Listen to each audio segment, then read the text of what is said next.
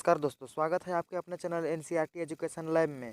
तो JAC model question paper set 3 निकल गया है दोस्तों। क्लास 10 का JAC model question paper set 3 Jharkhand board का क्वेश्चन पेपर सेट 3 निकल गया है दोस्तों, क्लास 10th का। तो इसको आज हम लोग सॉल्व करने वाले हैं। सब्जेक्ट है दोस्तों साइंस। इस वीडियो में JAC model question paper set 3 subject science class 10th को सॉल्व करने वाले हैं दोस्तों। पहले केमिस्ट्री और फिजिक्स का क्वेश्चन है दोस्तों। तो पहला क्वेश्चन है दोस्तों, यदि R1 और R2 प्रतिरोध पार्श्ववद हो तो उनका समतुल्य प्रतिरोध होता है। तो इस प्रश्न में दोस्तों R1 और R2 दो प्रतिरोध है और इन लोग को पार्श्व क्रम में जोड़ा गया है। तो उसका समतुल्य प्रतिरोध यानी कि पूरा प्रतिरोध का मान कितना होगा। तो ऑप्शन है दोस्तों, ऑप्शन ए है R बराबर R1 इंटू R2 बटा R1 प्लस R2, और बी है दोस्तों R1 बराबर R1 माइनस R2, सी है 1 बटा R1 प्लस 1 बटा R2, और डी है दोस्तों R बराबर R1 प्लस R2। तो इसका सही आंसर है दोस्तों ऑप्शन ए R बराबर R1 इंटू R2 बटा R1 प्लस R2। क्यों होगा दोस्तों? क्योंकि पार्श्वक्रम का समतुल्य प्रतिरोध का सूत्र होता है 1 बटा R बराबर 1 बटा R1 प्लस 1 बटा R2। तो R1 और R2 का वैल्यू R1 R2 दिया हुआ है, इस पर सॉल्व करेंगे दोस्तों तो आएगा R1 बराबर R1 इंटू R2 बटा R1 प्लस R2। अब है दोस्तों क्वेश्चन 2, किसी बिंब का वास्तविक तथा समान साइज का प्रतिबिंब प्राप्त करने के लिए बिंब को उत्तल लेंस के सामने कहाँ रखें। उत्तल लेंस के सामने हमको एक बिंब रखना है जो दोस्तों जिस ऐसा जगह पर रखना है जो वास्तविक तथा समान साइज का प्रतिबिंब प्राप्त हो।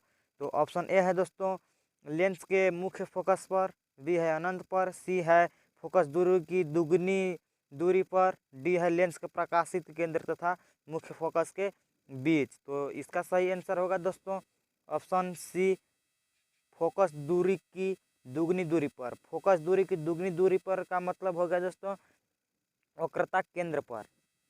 यदि बिंब को उत्तल लेंस के सामने वक्रता केंद्र पर रखेंगे तो वास्तविक तथा समान साइज का प्रतिबिंब प्राप्त होता है दोस्तों।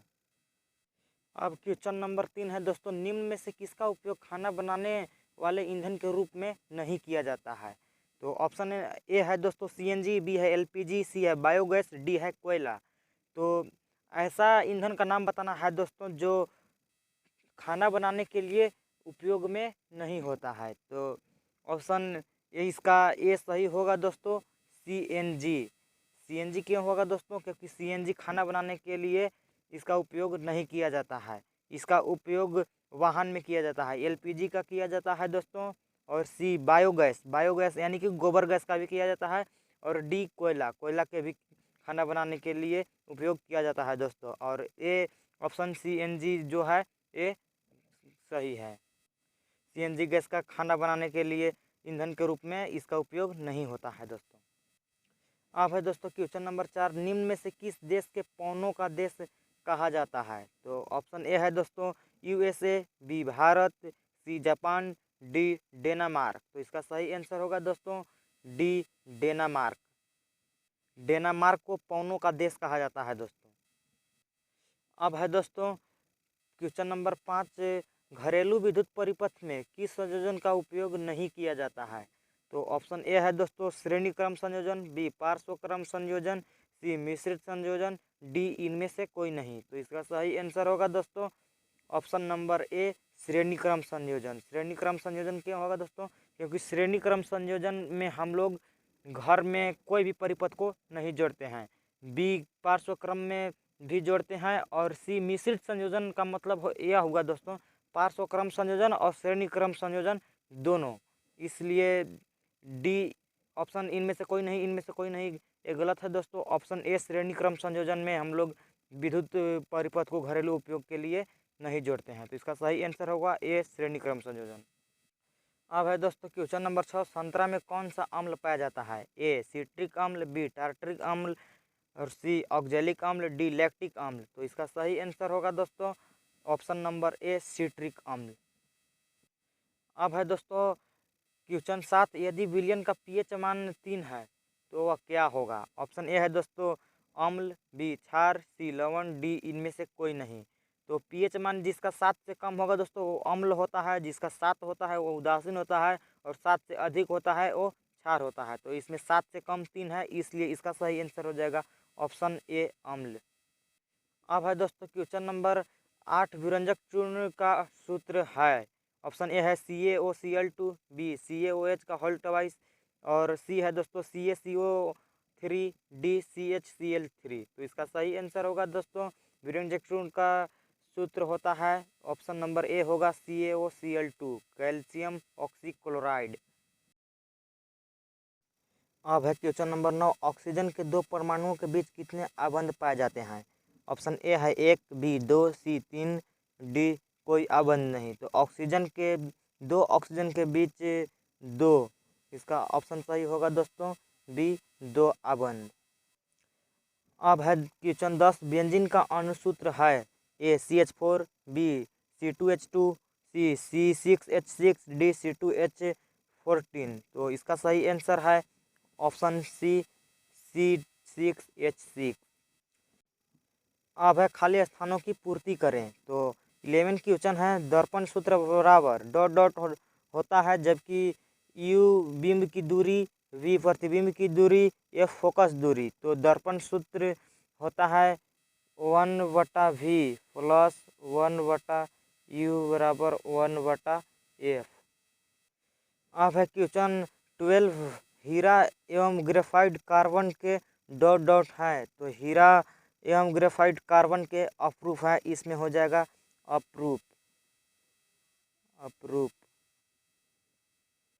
अब है क्वेश्चन 13, एल्किन का सामान्य सूत्र डॉट डॉट है। तो एल्किन का सामान्य सूत्र होता है CnH2n।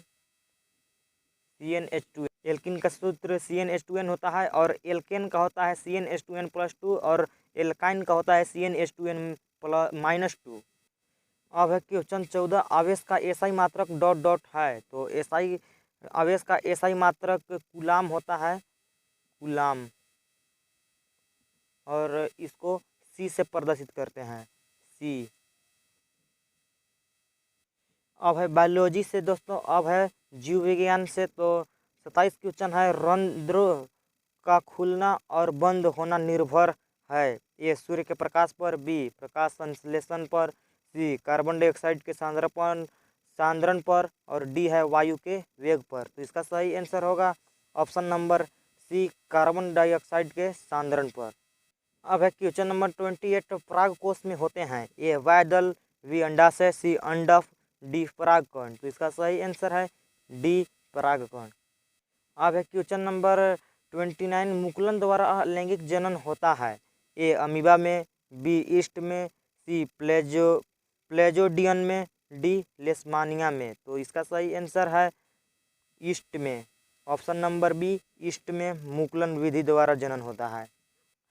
अब है क्वेश्चन नंबर 30, मनुष्य में गुणसूत्र की संख्या है। ए 46, बी 24, सी 40, डी 43 43। तो इसका सही आंसर होगा दोस्तों ऑप्शन नंबर ए 46। मनुष्य में गुणसूत्र की संख्या 46 होते हैं, यानी कि 23 जोड़े होते हैं।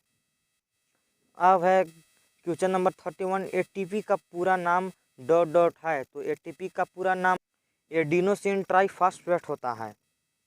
अब है क्वेश्चन नंबर 32, भारत में बायोगैस डॉट डॉट के नाम से प्रचलित है। तो भारत में बायोगैस गोबर गैस के दोस्तों, गोबर गैस, भारत में बायोगैस को गोबर गैस कहते हैं। तो भारत में गोबर गैस हो जाएगा, भारत में बायोगैस को गोबर गैस के नाम से प्रचलित है।